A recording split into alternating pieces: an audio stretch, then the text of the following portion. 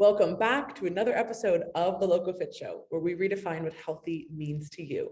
I'm your host, Lauren Conlon, and this week I am interviewing my friend, Cody Mcbroom. I am so happy to have you on this show, dude. Thank you so much for coming on. Yeah, absolutely. I'm excited to finally make this happen. I feel like I our schedules know. are crazy, and it's always nice catching up and doing this though. Literally, there's always something with us. It's like, hey, let's plan this all in advance. And then it's like, wait. It's nice when it's a fellow entrepreneur who gets it, and like that's the worst is like my mom tries to schedule something with me now because it's like, I'm sorry, I feel like such a bad son, but like, can you like just give me the date and then I'll put it in my calendar and it's just so much better. I know I never used to like, when people like, if you don't send me an email, I'm gonna forget. And I used to be like, okay, but like literally I'm that person now. If I don't write it down, or if I don't have an email, if it's not in some way written down, I'm not gonna remember it and it's not gonna happen. But yes, we made this happen. So give us a little bit of background about yourself. Who is Cody? Yeah. So in a nutshell, I would say I always like, and I kind of steal this from Andy Frisella, and I was doing this before I heard him do it, just in my own way. But I say dude a lot, and I always just start like seminars and speeches like that. I'm like just a really normal dude, like I really am at the end of the day. And I fell in love with fitness through my own transformation, and now I have a company, and we have a bunch of people who do it with me, and it's just this really cool.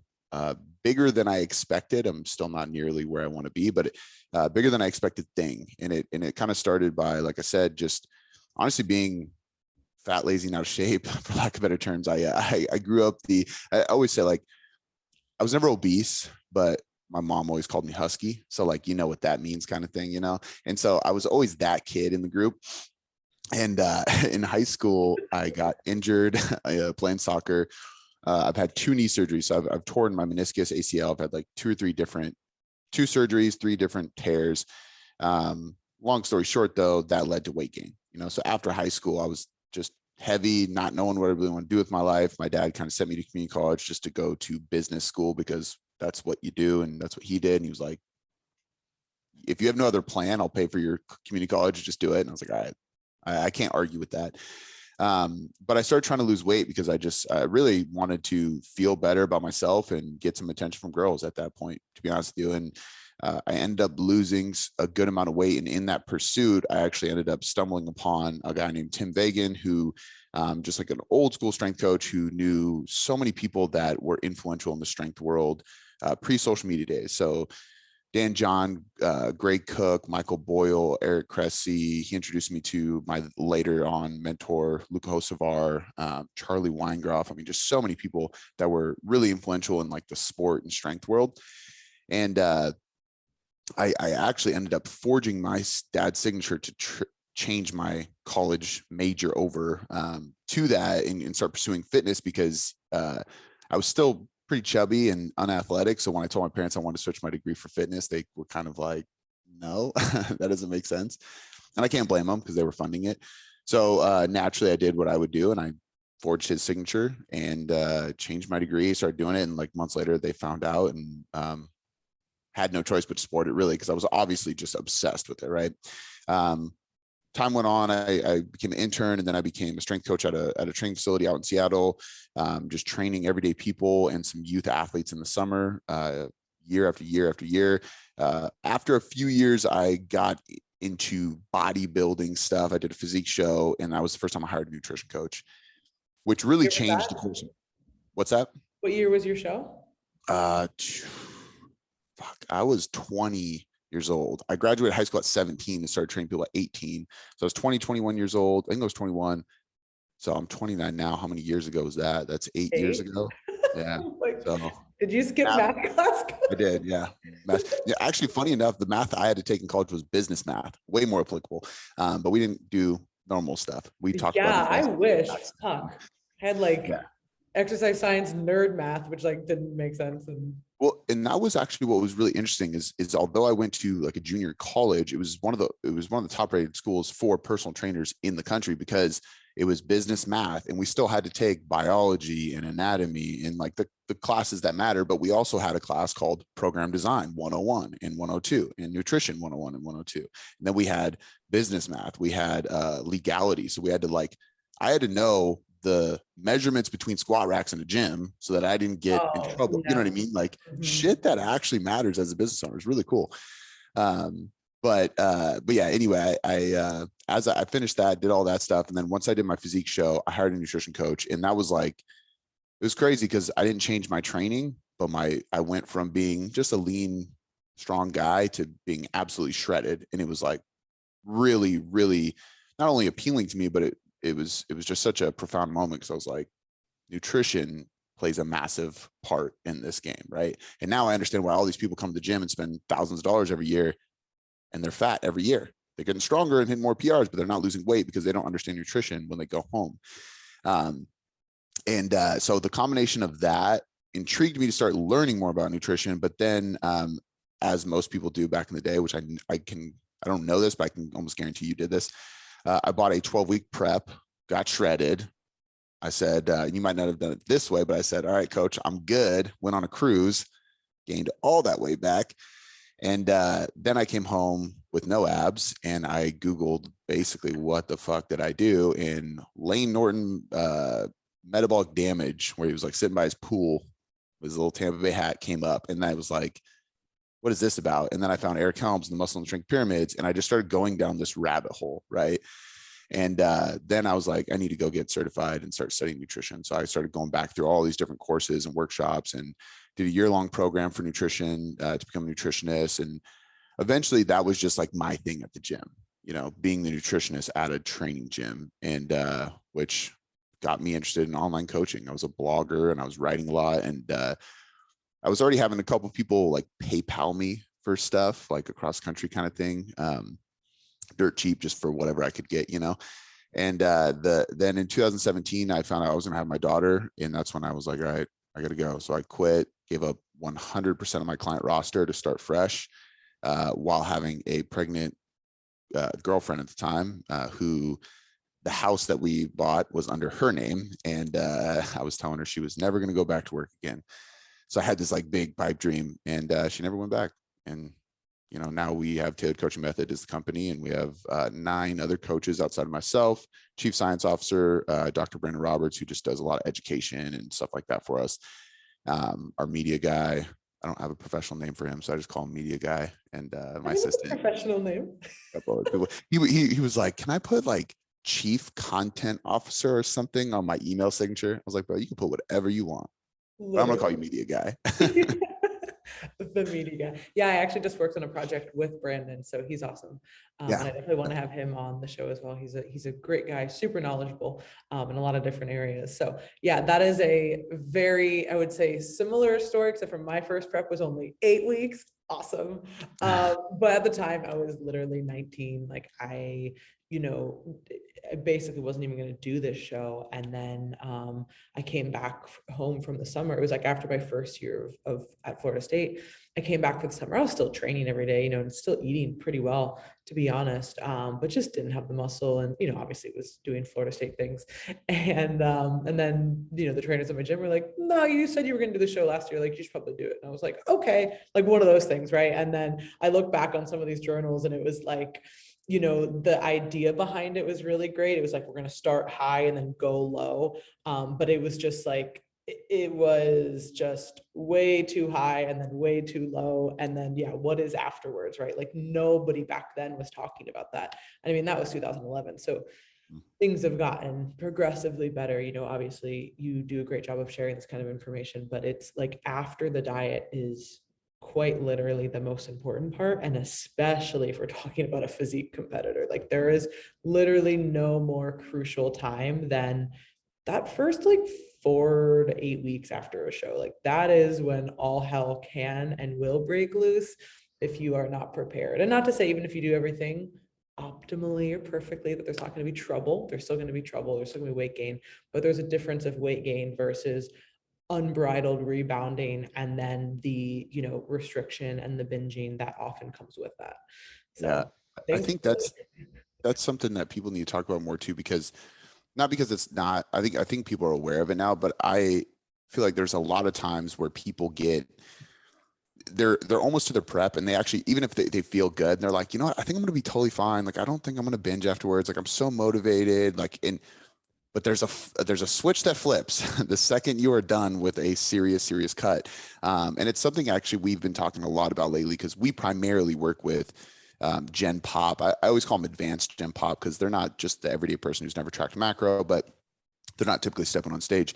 And I think that reverse dieting went from this like ultra slow process to everybody has to recovery diet. And it's like, there's a middle ground. And I think like that's what I try to create a lot of content on around lately. Cause I think there's so many people who actually can't get away with going a little bit slower, or there's people who go way too fast. And I'm like, you didn't even get that lean. Like you got lean and you got sustainably lean. That's great, but you're totally fine. You can go slow. Like it's not going to hurt you. And I think that more and more people need to talk about that middle ground of the reverse dieting, because regardless, the diet after the diet is extremely important.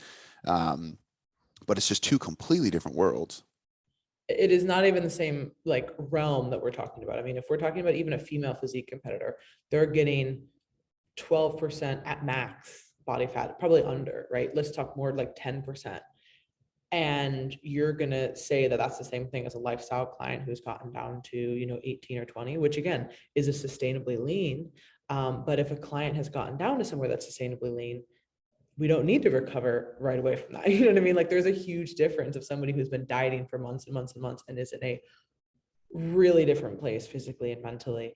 And that's what is so tough. I feel like there's often stuff that like will become popularized out of the bodybuilding world, but then the like translation of that to the Gen Pop or just any kind of lifestyle client, or really literally anybody else is so murky. And that's kind of where, like right now, something that I talk a lot about, and I know you probably feel the same way too, is like all diets are bad, like that whole idea, right? And that came from people who've had disordered eating backgrounds, and that is totally understandable, right? And there are different ways to go about this, but just labeling all diets as bad is literally the least nuanced thing we could say. And it's actually incredibly detrimental to a lot of people. So it's like, it's just, we have to be, I think, as a industry, do a better job of sharing that. And we are going to touch on social media in the coaching realm at the end of this. So I'm excited for us to touch on that a little bit more. So when you first started coaching, so you said you were working in the training facility and then you started to have a few online clients, kind of, hey, yeah, here's my PayPal, like one of those things. And eventually, you decided, okay, like I'm going to go all in on this. You started, it was just you. Kind of take us through where things started and then really how they've evolved. Yeah. So it was just me. And it's so funny because like I laugh at the name right now. We actually have like a skateboard on the wall in here in the office that has my old logo on it, and it's like on this big shelf and stuff. That somebody, my wife actually had it custom made way back, and my company's name was Boom Boom Performance. My nickname's always been Cody Boom Mcbroom, and now I look at it and I kind of cringe and I laugh, and it's also nostalgic, and I'm like you always remember where you came from, but I think about it, and I'm like, what is boom boom? Like this doesn't explain anything. And there's just so many times where people be like, you do what? Or like, what's your company? And I'm like, we do fitness stuff. I swear it's not nothing weird. But yeah, boom boom. Sign up for exclusive content. They're like, what? Exactly. Yeah. And so when I left the gym, I had two clients with me. One client was in New York, and she was like a lower level Broadway actress, and she found me, I think at the time, through Facebook, because I was putting a lot of content out there, and I just started dabbling into Instagram. And the other one was like an old friend's older brother, and he was paying me through PayPal as well. And those are the only two clients I left with. And so I basically went from that to just by myself in my little garage gym, and I would like take my camera to different gyms and try to film stuff. But it was a scary moment, and I didn't really do it the financially smart way. I didn't like save a bunch of money or figure out like a financial plan. I just was like, I just have this gut feeling that I have to do this. Now's the time. If I don't do it now, I'm fucked.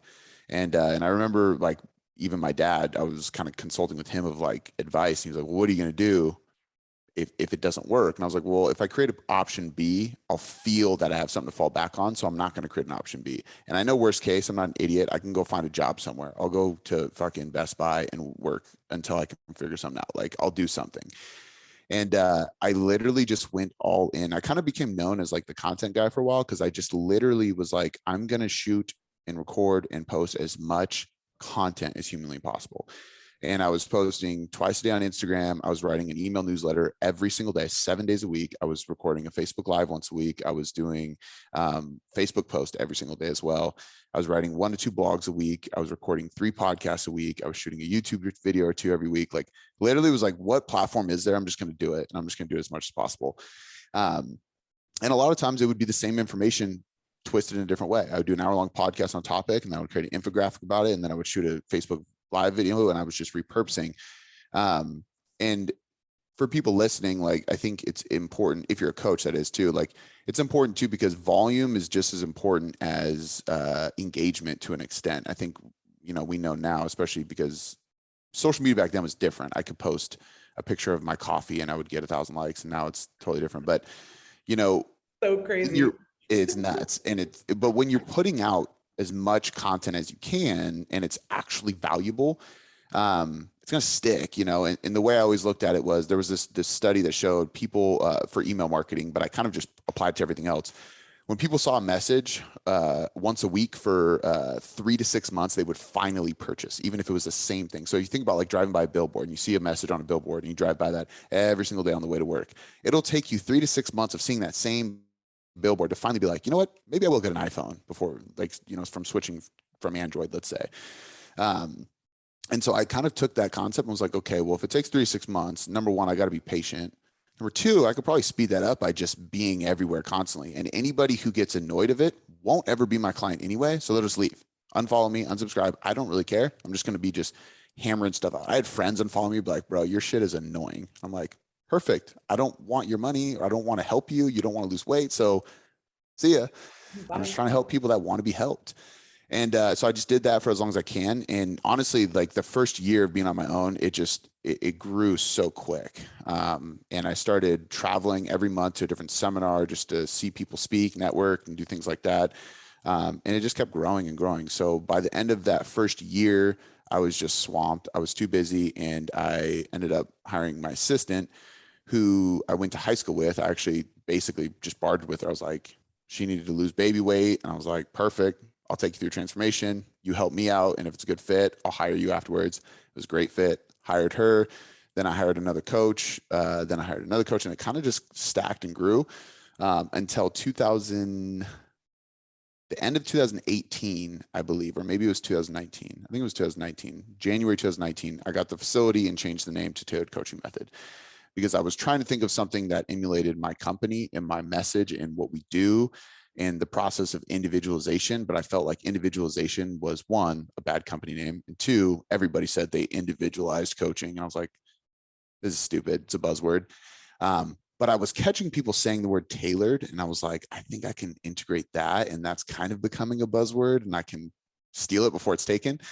And so we created Tailored Coaching Method. We got the facility. And yeah, it was like, really just honestly, I just haven't looked back. I think the biggest thing is that I just keep pushing forward. There's really no other option for me. It's just always been grow or die mentality, and just, and I think this is, for some reason, controversial. I hate that I even hesitate to say this, but I think that hard work is like a lost virtue in today's world. And I see a lot of, it's crazy. I talked about this, and I had somebody actually get really, they were somebody who is like, they help people in like the social working setting. And they got kind of like irritated that I said this, even though I used research to prove what I was saying is accurate. But like, if you look at the last 100 years, let's say, work has dropped tremendously, right? Like the amount of shit we have to do, the amount of hard work, effort, all those kind of things have dropped.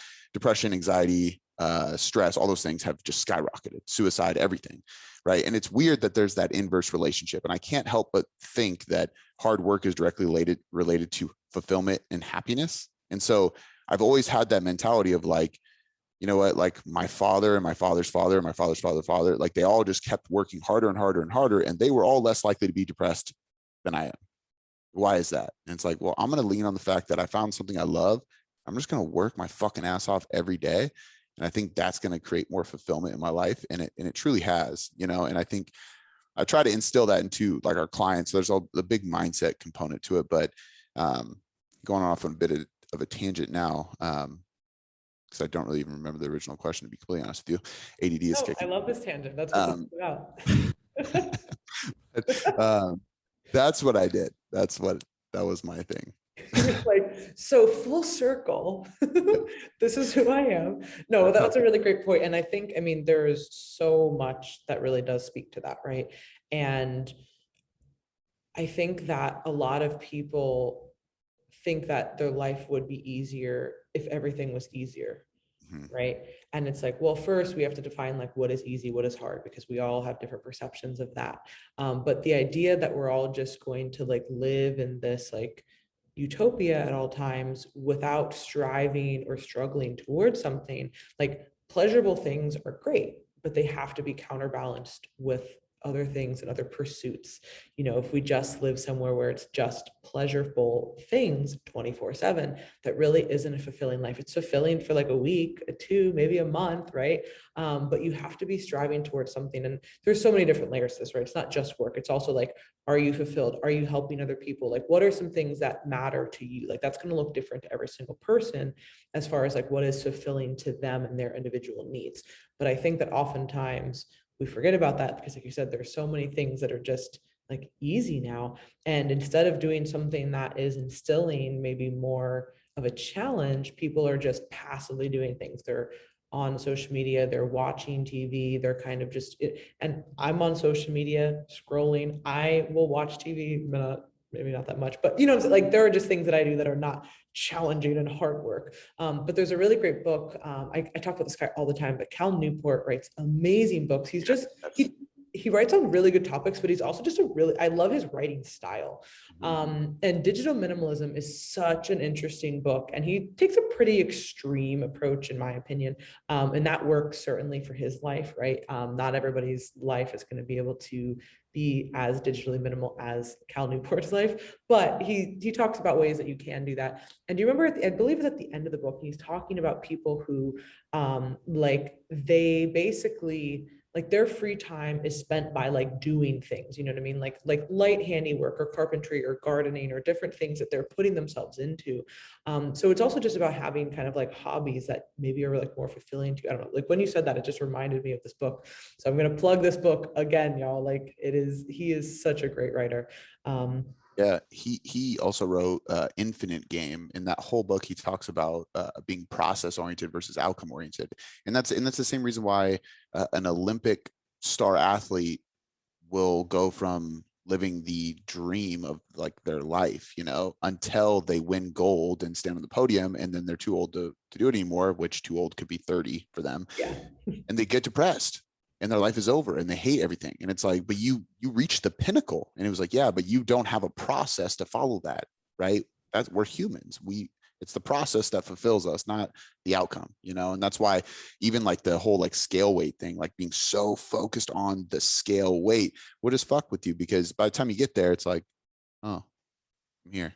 Oh, yeah. Now I what, mean, you know? how many times have we done anything where we say, once I get this, or once Oh, I do that, or once I reach whatever? And I was actually just listening to a church service this past week, and he was talking about like the hard work of happiness, right? And it was a really, really great service. And he said something that like literally like, you know, in certain lines just kind of like hit you in the face and you're like, yeah. And it was like, no, like there's no recipe for happiness that starts with like, I'd be happy when I have, or like when dot, dot, dot. And it's like, there have been so many times in my life where I've set, whether it's like just any different type of goal, you know, to your point, it could be monetary, it could be anything like that. And then you hit that and you're like, okay, cool, next. Right. And yeah. it's like, wait, and that's not to say that you have to like stop and throw a fucking party for a week because you hit a goal. And it doesn't mean that you never reach for another goal, but it means that like you have to be enjoying that process. You also have to recognize when you have reached certain things, and you have to appreciate that in whatever way works for you and your lifestyle. But I think that it's so important to like just understand, like you said, that kind of that whole process. It's not just this. And there's also just, I mean, then the whole like the Olympic um, analogy, right? That's also kind of like identity, right? Like when your identity is so tied into Yeah. one thing and then that's taken away. Like I know some of the years that I struggled the most was when I had both I mean, 2017, somebody was like, where were you in 2017? And I literally was like, almost had like a flashback. And I was like, oh my God, like this just, wow, not a good place. I was super injured, so I could barely train. I couldn't compete. I was done with school. I was like gaining weight. I was probably like the most depressed I'd ever been. And I was just like, who am like, what is, and now I look back and I'm like, that was like the start of me trying to figure out like who actually am I outside of these like labels, but I wasn't really ready to process it quite then. So I kind of knew, but then I kind of continued to push it down, and only really until about a year ago did I really start to like dive into that, because I was like, you're just going to keep chasing things that really mean nothing until you actually know yourself and know what you want and who you want to be. Yeah, that's a deep question. Who am I without blank? Like that's, yeah, It's hard, and it's like those are the things that you like really have to sit on and can't expect to just, you can't expect to say that in one sentence or expect to understand that in one day.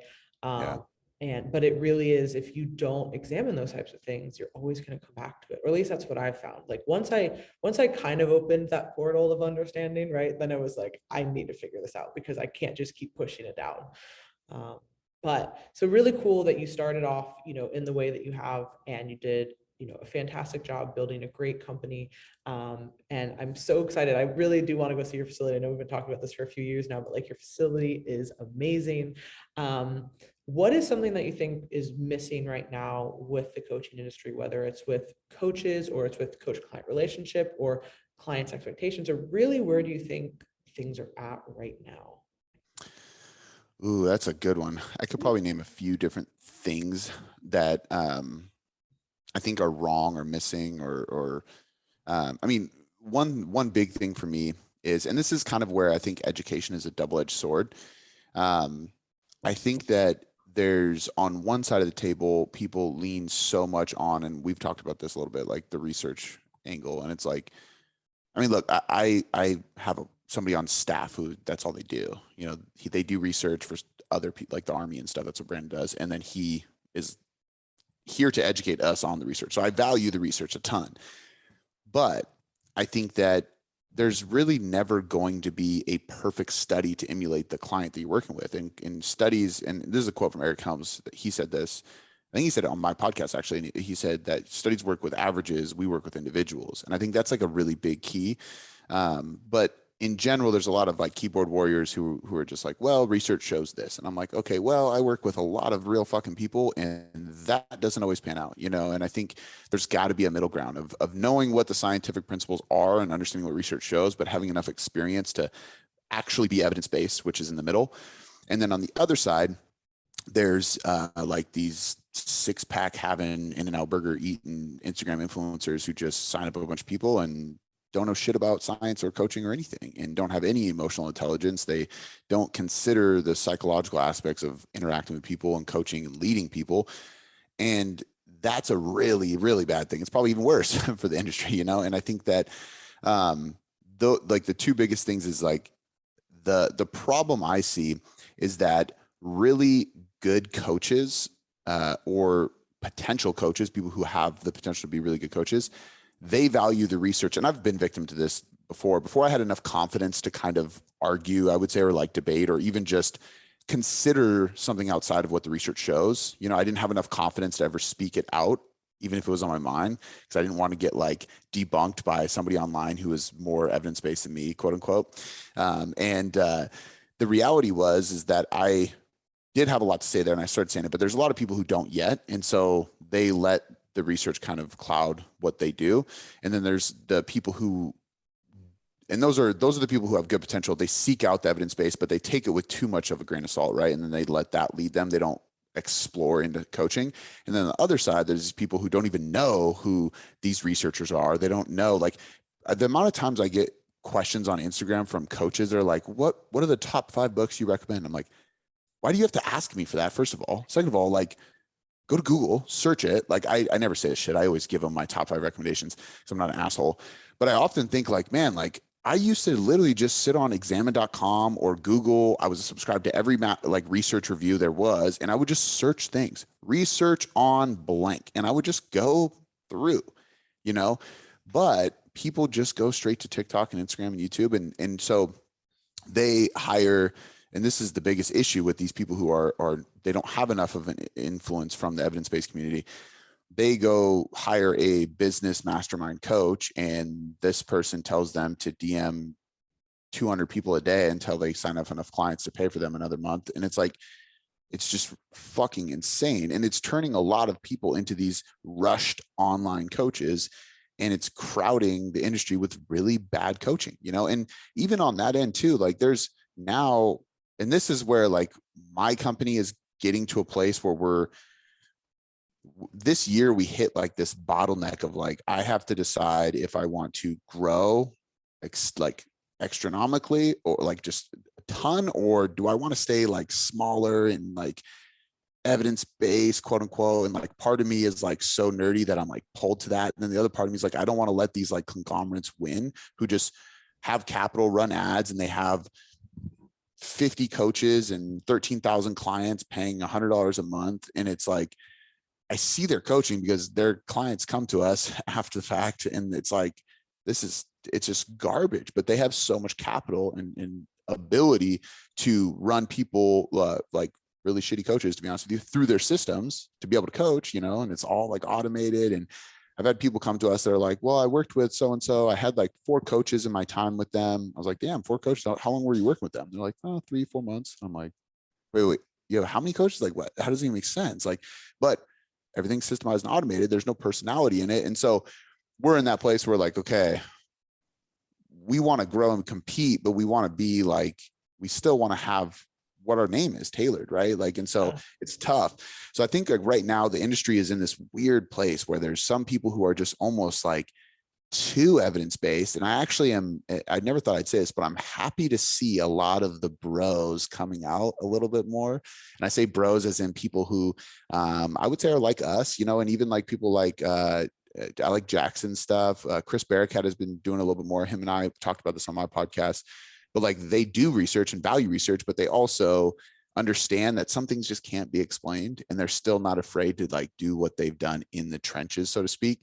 And I think that's really good for the evidence-based community right now. But I think the biggest problem is that there's just this huge influx of like business coaching masterminds and just garbage coaches coming up. And I feel bad because they're choosing the wrong people to follow and get advice from, you know, and that's what's setting them up for failure, and therefore setting people up for failure. Yeah, ultimately, that's where the issue is, right? It's like we're talking about working with individuals. And I think there's so many things that were great that you touched on. First, let's kind of tackle the whole evidence-based thing. You were saying how earlier, like talking about buzzwords, and that became such a buzzword, right? Everybody, like when, you know, we first started, I started coaching in 2013. There weren't enough evidence-based people. There weren't enough scientifically based coaches, right? There was just hot garbage with, hey, eat 3 noodles and half a prune on your meal plan coaching. You know what I mean? Like that's what we were battling against, right?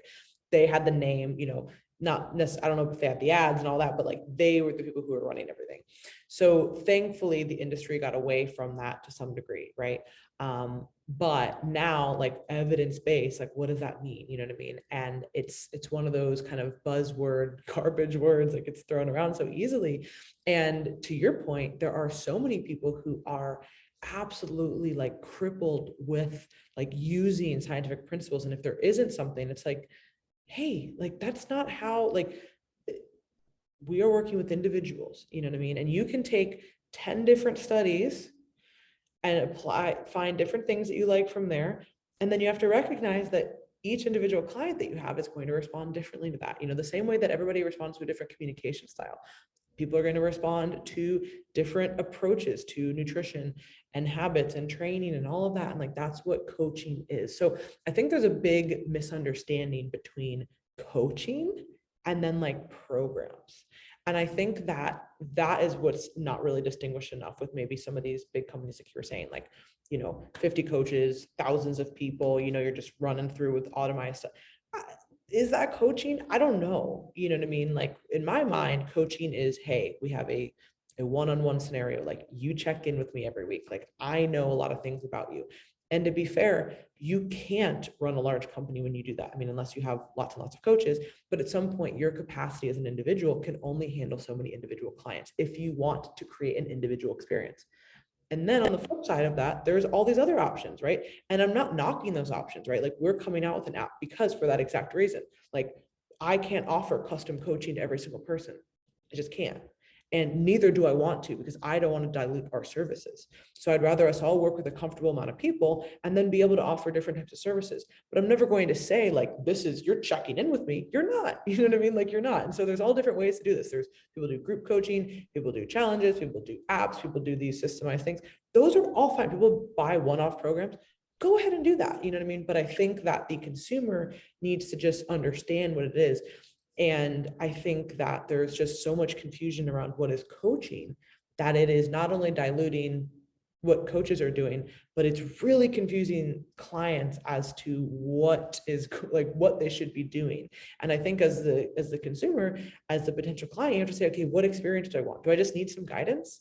You know, that's why we're coming out with the app. I was like, I meet so many people who I'm like, you don't need to check in with me every week, but you certainly need our principles and you could use a lot of help. Mhm. So I need to fill this void, right? Because I'm also not gonna be like, hey, go listen to 5 podcasts. That's too much. Hey, I just need a little bit of guidance. Could I have a grocery list? Could I have a training program that I can do at home? Okay, right? And then likewise, there's people who want that very individualized experience and they want, you know, the coach to like know their name and to remember things about them and to talk about their dog and, you know, their significant other. You know, those are the types of things that coaching does. So I think that we just need to be more clear in general, I think, as an industry, like, hey, here's what I offer, right? Because how many times do we hear from like that example that you were sharing, you know, the person who's had 4 coaches in 3 months through this systematized program, they thought that that was coaching. And then they get to this and it's like, whoa, this is totally different. Like, Yeah. we need to do a much better job, I think, of that. And you know, I'm just now dabbling into like, let me just get on TikTok, you know what I mean? Like, let me just make some stuff that's a little bit less polished. You know, I haven't really dove into all that. But people will show me stuff on there that like goes, so I don't really go on there. I'm not really like familiar with the app. So I'm not searching it enough to know, right? But people have sent me things and I'm just like, oh my gosh, like this is all the stuff that like left Instagram, right? That we're like, oh, people don't do that anymore, right? It's all on TikTok again now, you know what I mean? It's like these crazy things and it goes like viral. And then people are doing this still. And it's like, It's nuts.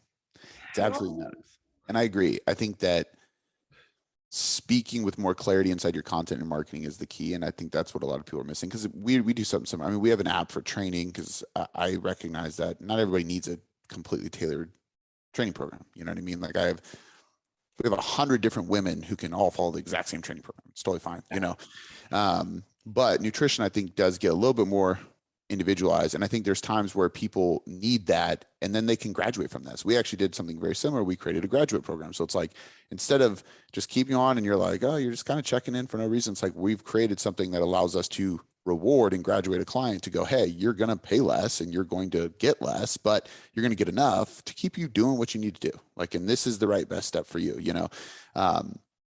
So I think there's ways to go about it for sure. And I think that's, I think the industry is getting better in many ways. I think that there's just, I think the biggest issue is that it honestly, it's a gift and a curse, like social media, you know, but like businesses too. Like there was a point where the online coaching business, it just wasn't really like an industry at all. It was just trainers and bodybuilders and people were really into this stuff that were trying to help more people. And they figured, oh, actually, I guess I can just email you this shit. You can PayPal me or Venmo me or whatever at the time.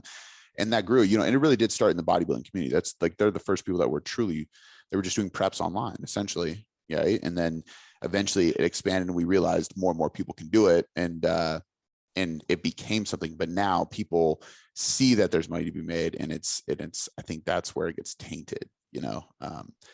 But again, it's not me hating on money. I think money also, if you look at money as a resource, it allows us to do more with people. So it's like, it's a gift and a curse. Power is a gift and a curse, you know? Yeah, like most things, right? Like there's always going to be pros and cons to everything. But yeah, like when I started, I mean, and even until recently, like there was no strategy. Like I was just like, hey, I'm a coach, like sign up, like this is what it is. You know what I mean? Like it's just one of those things that when we first started and you stay in your head about what you like, oh, this is how I do things, this is how I always do stuff. And so stepping out of that comfort zone is really scary when all you're ever used to is Excel sheets and sending an email.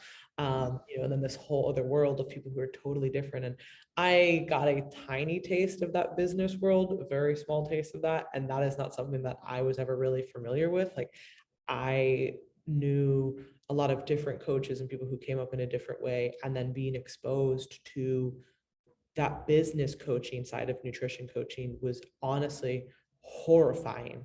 And it's people who don't have a lot of experience, but they're focusing on, and that's fine. You don't need to, nobody starts with any experience, but they're starting focusing on the wrong things. And they're Yeah. starting to focus on, like my tier different sales, and I have my high ticket item, and I have a this, and I want to make this much, and I'm not being judgmental about business goals, you know what I mean? But it's like, do you even know how to like talk to your clients? Like, Yeah. I think we should talk about that first. Yeah. Like, what questions are you going to ask in your check-in? And now I think that the science community can sometimes be too heavy on that, right? They're Yeah. too detail oriented, and like they can be honestly, I think the science community is the most judgmental group of people in the entire world, just putting that on record.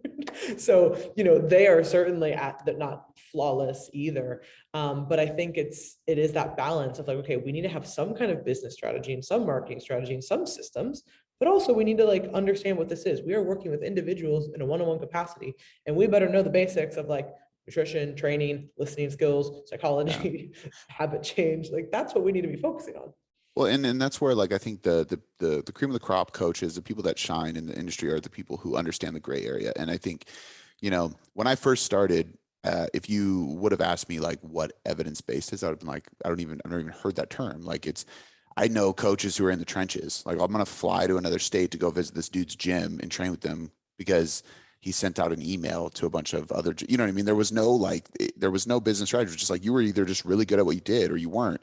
And then the evidence-based community came up because people started funding studies and research started getting published more and more, which was amazing. And it started teaching us so more.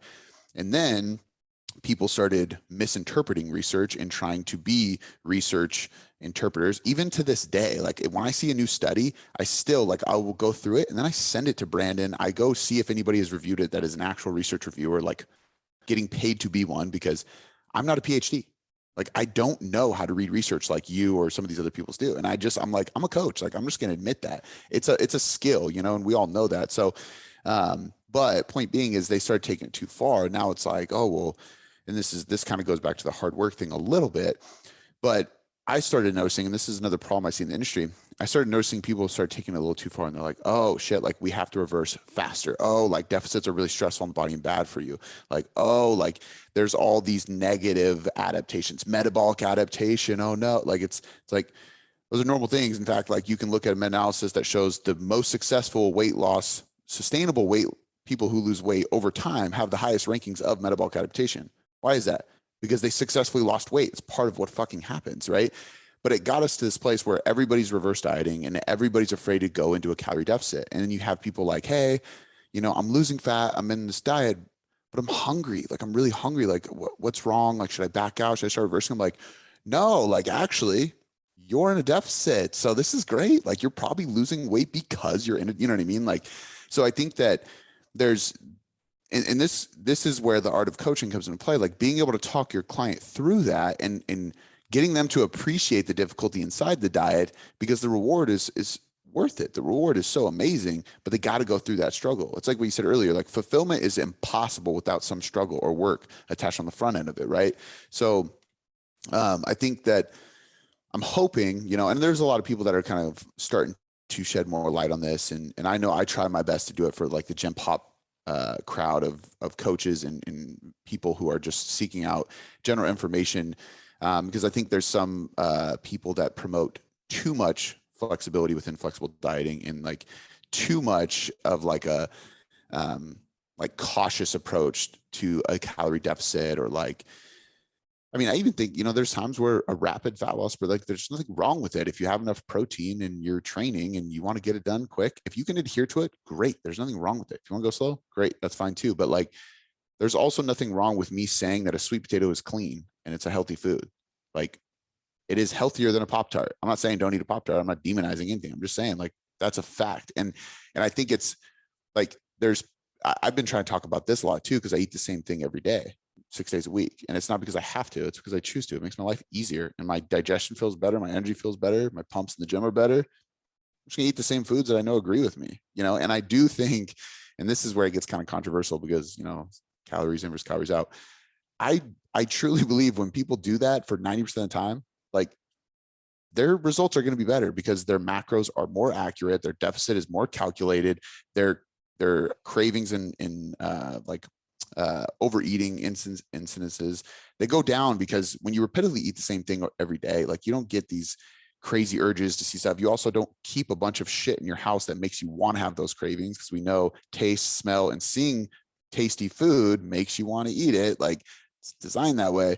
But if you really boil down what those things are, they're all like things bodybuilders did forever that are now frowned upon because they're OCD and it's like overly rigid. And I'm like, yeah, but at the end of the day, like if that instills discipline in somebody and I teach them to do it in a way where they still understand the principles of calories and macros, which means if it is a random Wednesday and they go on a date night, or it is a Saturday morning and they want to do brunch and they can fit it in, it's way more likely that they can jump right back onto a plan because they have that regimented plan. And it's like this balance. I call it like flexible meal plan, right? Like it just, I don't know. I think that one of my goals lately has been really to just confidently speak out on some of that stuff, because I think it's just been like shunned so much for no reason. And there's definitely, you can take it too far, like everything we just talked about, right?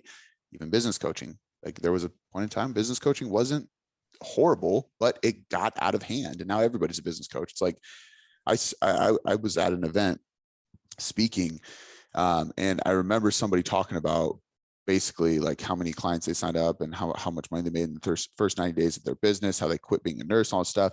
They kept going on and on. And I was like, you don't know anything about nutrition, do you? Like you literally, like, I don't think you have, are you certified? Like, can you do this?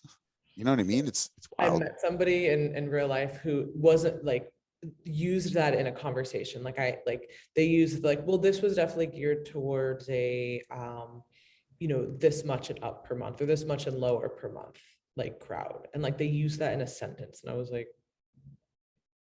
that's not what we were talking about at Yeah. all. What else did you like or not like about it? Right. Not deeming it towards like, oh, if you make this much or not. Like, I don't know. That always has just been super weird to me. I And want to go to a seminar that's about nutrition.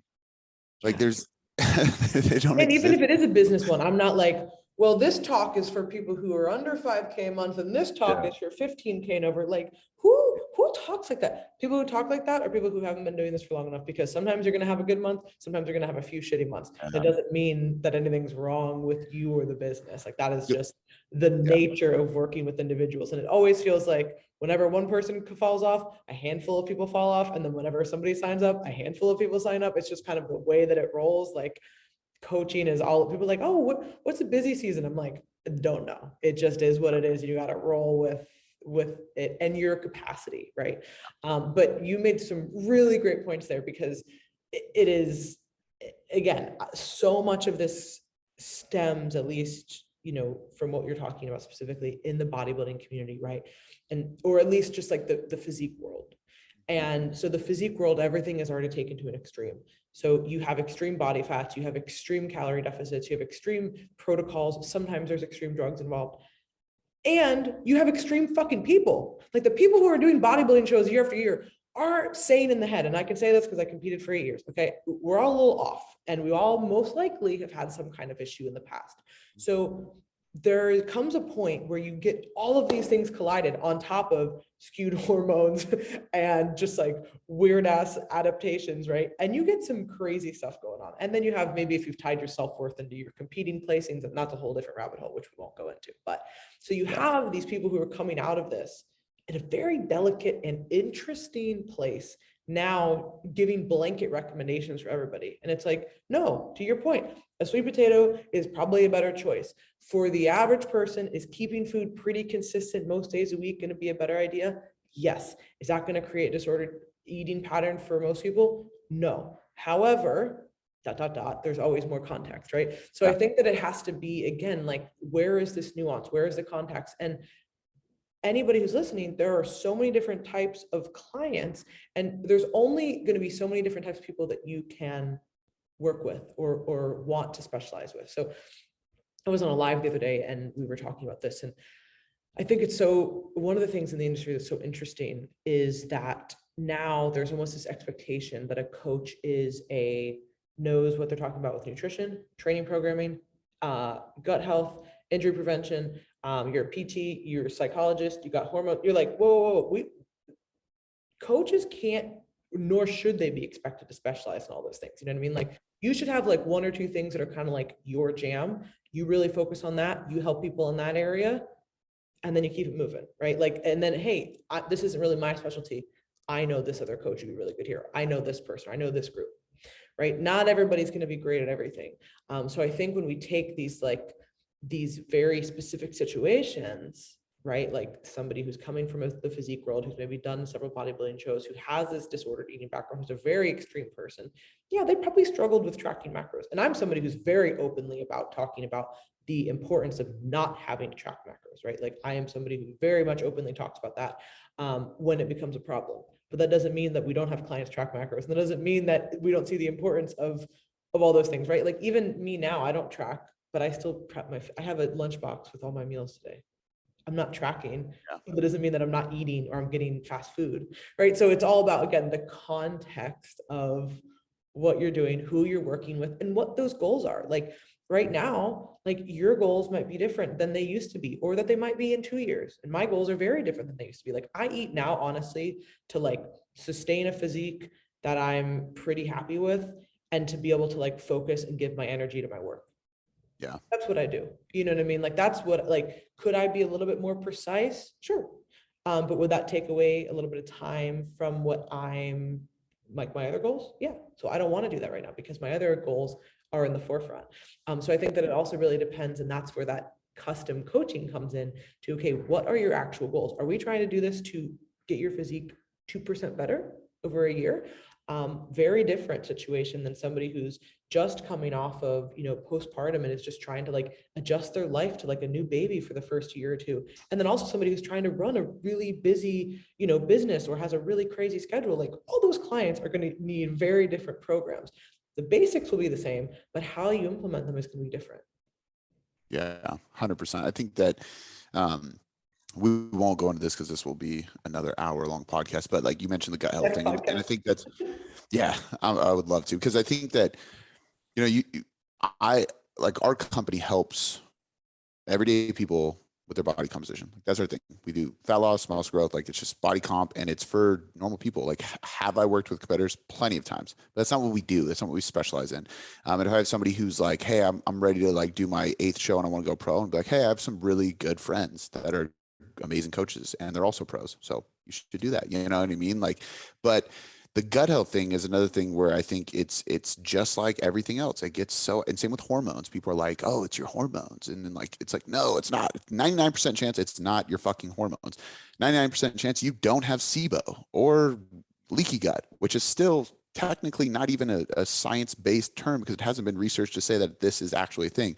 Is it? Maybe. There's something going on with some of these people.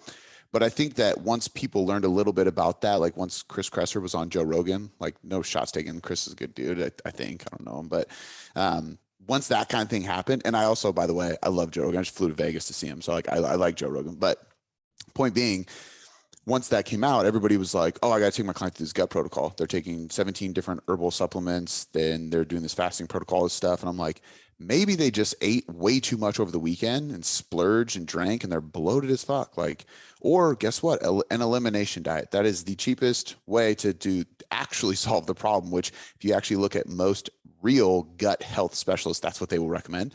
But again, it's just another one of those things that like got popular, and just people would just go down this thing and just overcomplicate it. When in reality, A lot of it is, it's very simple. It's hard work and simplicity done consistently over time. And a good coach understands emotional intelligence to a point where they can guide somebody through that properly, right? They got to obviously know the science of this stuff too, because otherwise you can't even get them started on the right path. But, with macros and all that stuff, to me, I look at it like a GPS. It's like, if I'm going somewhere new or I have a new goal, quote unquote, new destination, I'm going to plug in my GPS. I don't know how to get there most efficiently, right? That's going to take me there the right way.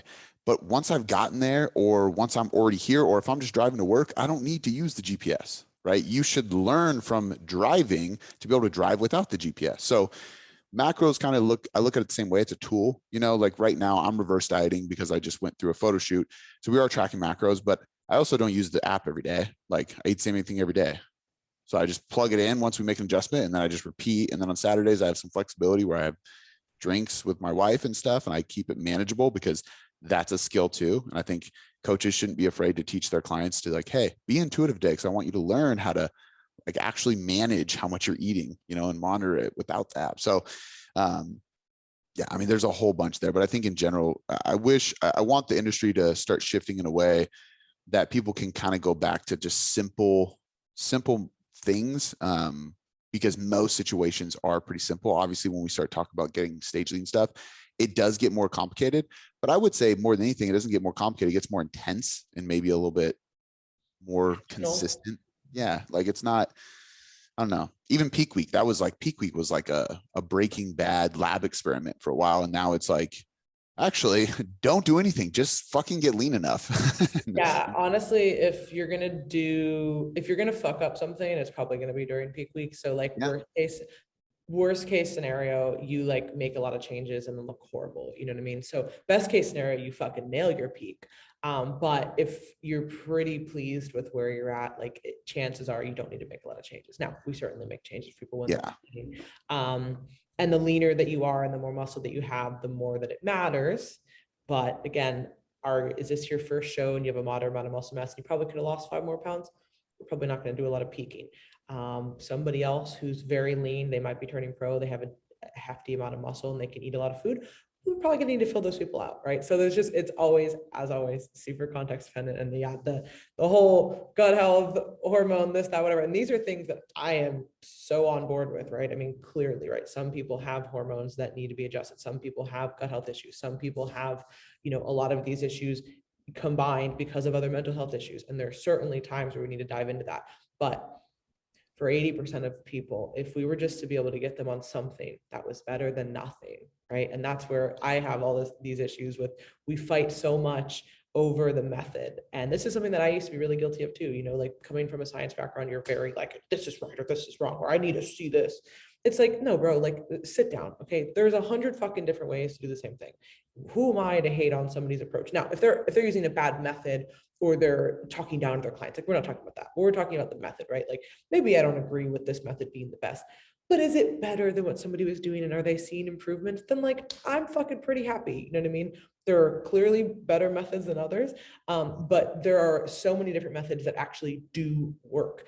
And I think that if, as an industry in general, if we stopped arguing about that and we recognize that there's so many different ways to hit the same goal, which is to help more people be physically and mentally healthier, then why are we arguing over each other, right? There's more than enough people that we can help.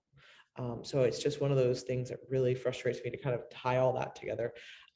So one last thing I wanted to touch on was like navigating social media as a coach. And I think that, we talked on it a little bit before, there's either we get really dialed into like the evidence-based stuff, right? And then people get really worried about somebody calling them out, which, call out culture is ridiculous, but it is a thing on social media, especially with the very, how do I put this?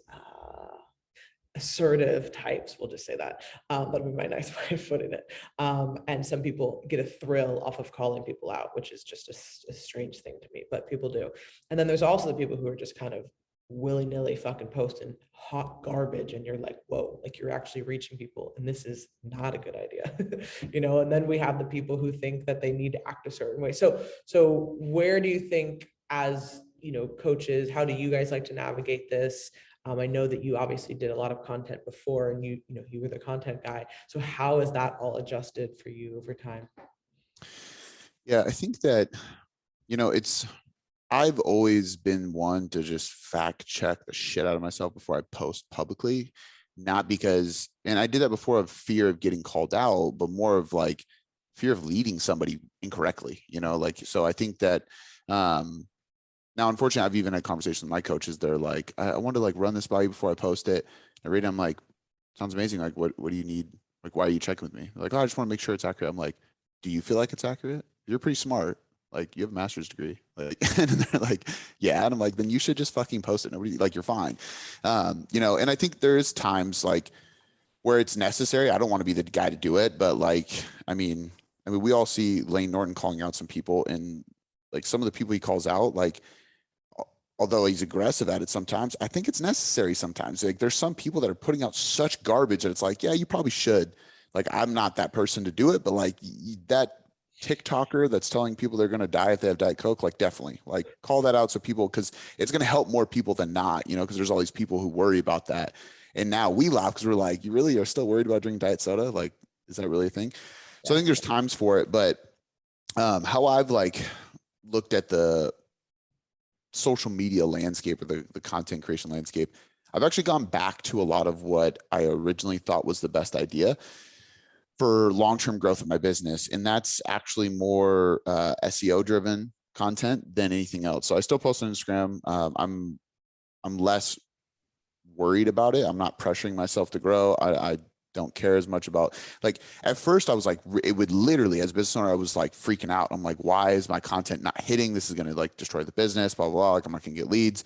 It really didn't affect the business the way I thought it would. And after a couple of weeks of talking to other coaches in the industry who were all getting tanked social media engagement, I was like, oh, we're all having shit. So I'm going to post just as much as I ever did, because all the people that are getting anxiety over it and are not, I'm just going to be seen more, because I just don't care. Like, I literally don't care. I go home and my wife is like oblivious to the fitness industry and social media and all that stuff. So it's like, I literally am just completely out of the bubble. I'm like, I don't care. So I still do what I was doing, but I'm definitely, we are really focused on optimizing the website, optimizing blogs, looking into, we're started doing YouTube and like really trying to push that now, because those are things that live forever. If somebody searches on Google, how to reverse diet or reverse diet testimonial, reverse diet case study, we're the first image on Google every single time. We're one of the top blogs every single time, because I've been working and working and working to get more people to find me when they search reverse dieting. Now, if you go to Instagram, nobody fucking searches the hashtag how to reverse diet. Nobody. Like, that's not where they look for coaches. So at a certain point, you realize like it's a bunch of coaches liking coaches' posts or not liking their posts because they're angry and sour that their post wasn't getting liked. And then so nobody's getting engagement. And so I've just learned that, if I'm just consistently doing the billboard method, we still get a lot of, great leads from Instagram and people that we're helping, that's what it is. Right. And then I stick to the things that I know allow me to focus on my specialty and actually get people to learn. And that's podcast, blog, and YouTube. YouTube and podcast or YouTube and blogs, because that is driven by your search engine, which is really where people seek help online, right? Google. They go to Google and search. So if I can optimize my website to get more people to find me, I can help them twice as much. And podcasts, like those two platforms, I can talk for longer. I can film for longer. I can go in more depth. I can show people that we actually know what the fuck we're doing, and it gives them more trust. So it's a long-term play. It's much more detailed. It takes a lot more work, but it's way more fulfilling. And the difference is I can post one blog per week and it'll last years, right? Like, we started doing YouTube and started getting into it, and like, we have this video that all of a sudden out of nowhere just started going crazy, and now it's going over like 40,000 views. It just keeps climbing every week. And I filmed it 2 years ago, and then Going like viral. yeah, like 3 months ago, it was just like boom. And everybody literally, like, the comments are hilarious because people are like, finally a reverse dieting video under 2 minutes. Because I just kept it really simple. I was like, look, this is the deal. And so, but at the time I was just trying to create something helpful. Right. But yeah, I don't know. It's so hard to navigate today, but that's kind of where I've been going and where I've been. It's actually funny. You'll appreciate this. My good friend Brad, he's in the industry too, is the sober bodybuilder on Instagram. He's coming out here. He's actually, I got to pick him up from the airport on Friday. So he's coming out to hang out. But on September, we're hosting an event here, and we're calling it the Anti-Mastermind mastermind, because the whole thing is like, hey, we're not going to sell you on shit. Only 20 people can come, and we're going to teach you actual strategies that will last. And you won't have to come back, because we're just going to give you as much as we can. And we're not going to try to sell you into coaching or anything like that, because we don't do that. It's like, it'll be really cool. I'm really excited. It's going to be fun. But like, one of the things I'm talking about for almost the whole day is SEO, and how that can really, really help people, because now you can't just get ripped, go on Instagram and expect to build a business, which well, I mean, good, right? Like, I guess that's good. Frustrating for us at the same time, because we want to utilize it obviously to help people, but at the same time, it's good because random people can't influence people incorrectly.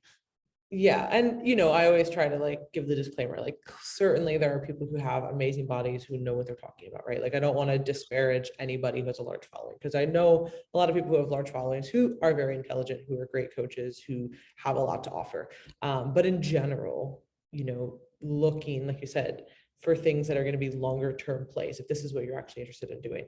And, I always look to my friend, Dr. Joe Komzeski, for this, because it's like, all right, he literally started like flexible dieting, and then he's been in this industry for 30 years in different capacities, right? And he's always like, the motherfucker is always doing something new, right? He's always giving me a call every few months. We're talking like, hey, do you want to do this? Like, hey, let's, and I'm like, oh my God, like, this man just keeps going. But all the things he does are like long-term plays. And that's, you always have to remind yourself that, okay, like, is this for the long-term vision? Like, what is that? And that's another question. When I first started, like, I didn't have those answers. I didn't have a long-term vision. I didn't have a long-term anything. I was just like, I like coaching. I like helping people. Yeah. And, I think that's where a lot of people should start. You don't have to have every single thing sorted out in your mind. But at some point, once you figure out, okay, if this is what I want to be doing, the methods might change. Like, what is coaching or helping people might look different. But okay, here are the things that I want to do. And if I'm going to do this for the long term, it is, like you said, finding things that are going to last. And Instagram and TikTok and things like that can be great tools, because they are quick and they are flashy and whatever. So not ignoring that, but doing things like you said, YouTube and written stuff, blogs, whatever. And my friend was telling me about a writing site. I forgot the name of it though. It's kind of like, it seems like a blog site that you just like upload stuff.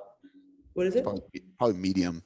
That's where I started. You can literally, you can write blogs. Brandon Roberts on my team has some really good blogs on like deep metabolic processes and shit that he would just write as a way for him to get content out after he was creating presentations for what he was doing at, I think it was Alabama University. But like, to what you said too, I think that like, it's good to, so I did a presentation on this, and it was at an event that it was, nobody was talking about this kind of stuff, which made it so much more powerful. But like, one of the things I did was like, okay, so who is the average person going to trust more with their fat loss? And I pulled up like a TikTok influencer, and they had like 20 million followers. And it was like this dude looking like Zoolander, and he was 20 years old. And it was like, no, okay. What about her? And she was 19, had 6 million followers, and she was wearing boxy gloves with like full makeup and everything. I'm like, she doesn't know how to fight, I promise you. But she's a fitness coach. Like, would you trust her?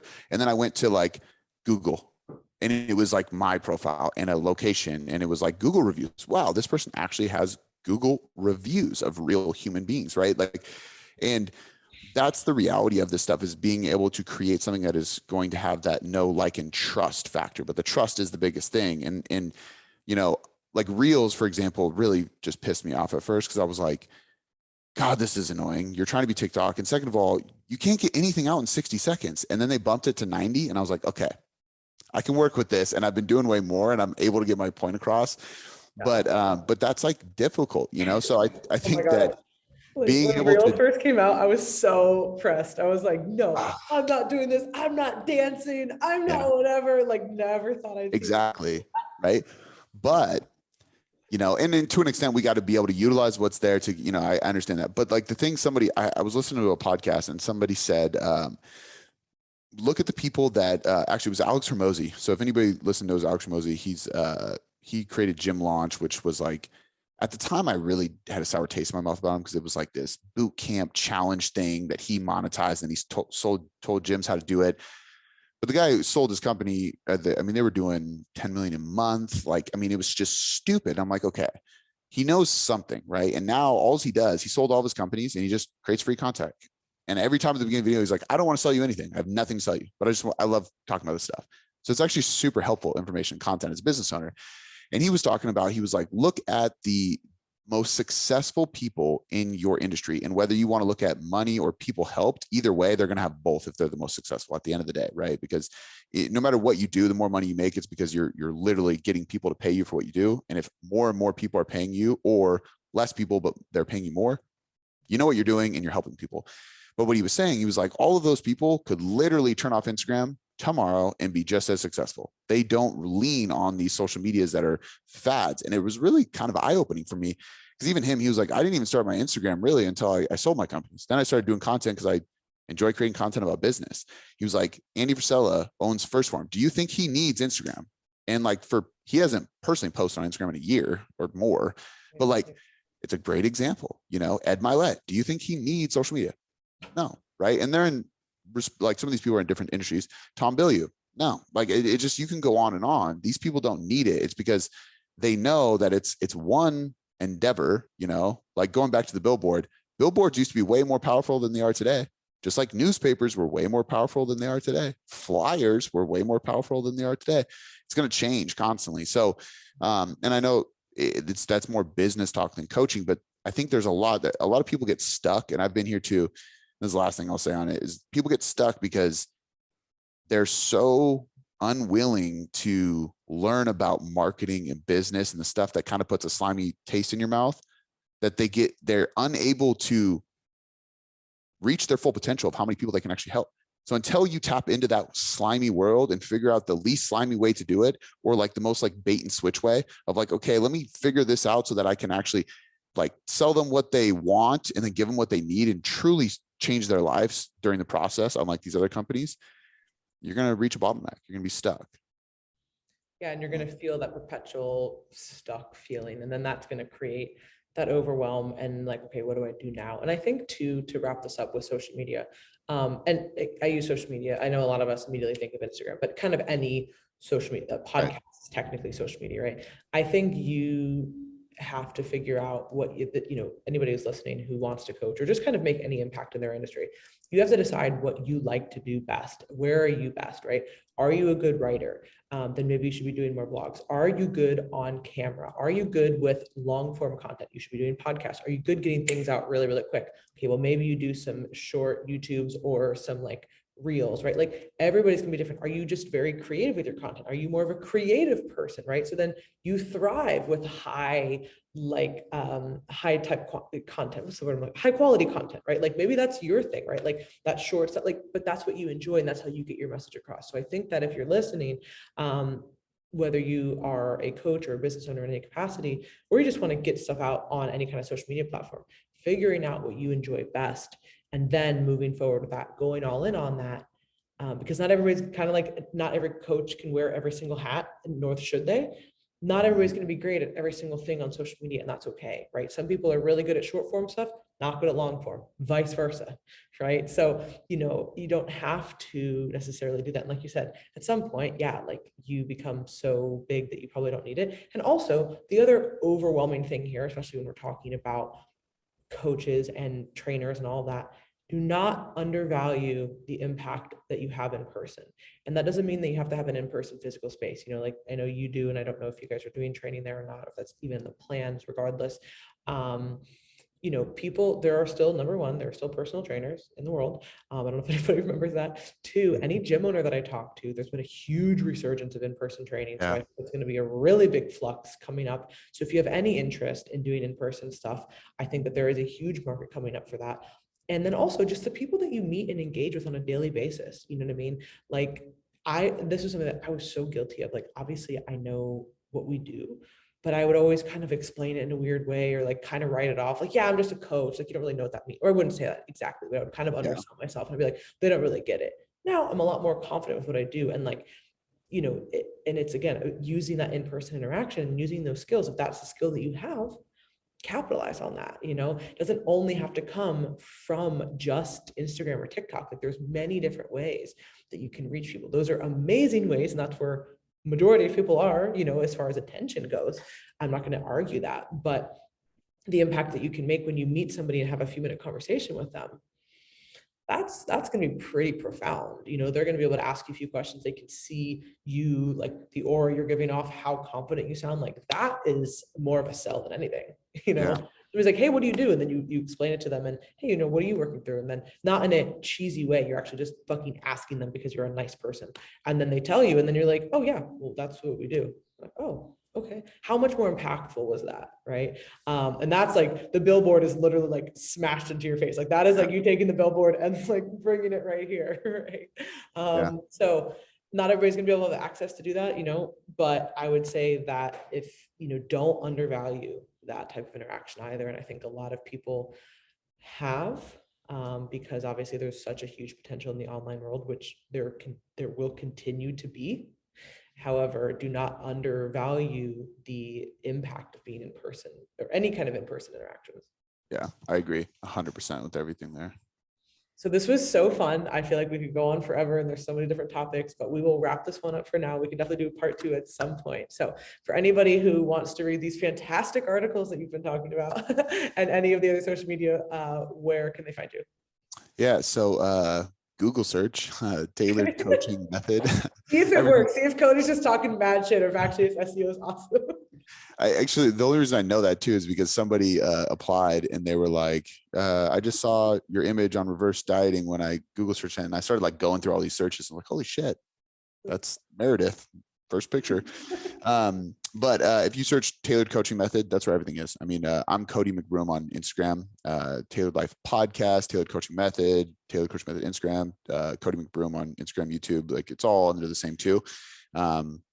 95% of it is completely free and just helpful. So awesome. We'd love to hear it. Yeah, you have a great podcast and so many other great things as well. So thank you for sharing your time and your value with us today. And we really appreciate you guys listening. If you enjoyed the show, please share it. That is the best way to help us grow. For more information for our coaching and services, you can visit teamlocofit.com.